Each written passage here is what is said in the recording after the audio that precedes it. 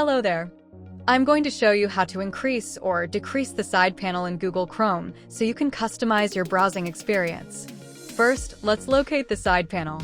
When you installed a Chrome extension that has a side panel, such as the Note Sidebar Chrome extension, you can click on that Chrome extension icon and it will open the side panel. Once the side panel is open, move your cursor to the edge of the panel. You'll notice it changes to a double-sided arrow. Now simply click and drag to the left to make the panel bigger, or to the right to make it smaller.